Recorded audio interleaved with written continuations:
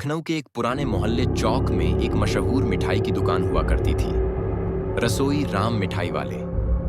दुकान छोटी थी, लेकिन वहां के पेड़ा और इमरती पूरे शहर में मशहूर थे। हर शाम दुकान से मीठा तेल और घी की खुशबू पूरी गली में फैल जाती थी।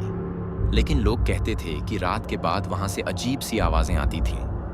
कभी किसी को रोती औरत की आवाज सुनाई देती, तो कभी कोई खोजने वाली पुकार। मगर सब लोग इसे अफवाह कहकर टाल देते।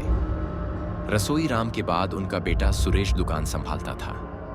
एक दिन उसने फैसला किया कि वह रात भर की मिठाई बनाने की जिम्मेदारी ले लेगा, ताकि सुबह सबसे ताज़ा मिठाई मिले लोगों को। उस रात सुरेश ने दुकान बंद की और अंदर ही सो गया। रात के करीब 2 बजे उसकी नींद खुली। उसने देखा कि एक सफ़ेद चादर ओढ़े हुई औरत दुकान के अंदर खड़ी है।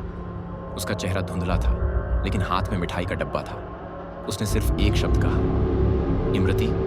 सुरेश ने डर के बावजूद उससे पूछा, आप कौन हैं? लेकिन उस औरत ने बस एक बार फिर कहा, इमरती। वो डब्बा टेबल पर रखकर गायब हो गई। सुबह सुरेश ने सब कुछ सपना समझा, मगर जब उसने टेबल देखा, वहां सच में एक पुराना मिठाई का डब्बा रखा था, जिसमें एक आधी खाई हुई इमरती थी और उसमें से गुलाब के इत्र की मीठी खुशबू आ रही थी।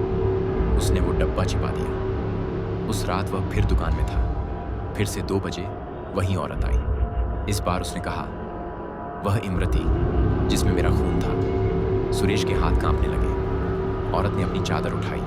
उसका चेहरा आधा जला हुआ था और आंखों से खून के आंसू बह रहे थे। दिन सुरेश ने अपने दादाजी के दोस्त शफीक चाचा से बात की। शफीक ने कहा, बेटा, वह रुखसार थी, एक मुस्लिम लड़की जो तुम्हारे दादा के मिठाई से मोहब्बत करती थी। उसके घर वालों ने उसकी शादी ज़बरदस्ती करवा दी और वह अपने दूल्हे के साथ मिठाई लेने आई थी। लेकिन शाम को दंगे फट गए और वह दुकान के सामने ही मर गई। लोग कहते हैं उसकी आखिरी इच्छा थी सफाई वाली गर्म इमरती, जो वह कभी खा नहीं पाई। सुरेश ने उस रात अपने हाथों से इमरती बनाई, घी में डूबकर, बिल्कुल वैसे ही जैसे उसके दादा बनाते थे। 2 बजे वह फिर आई।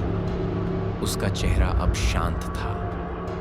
उसने डिब्बा लिया, मुस्कुराई और एक शब्द कहा, शुक्रिया। फिर वह हमेशा के लिए चली गई।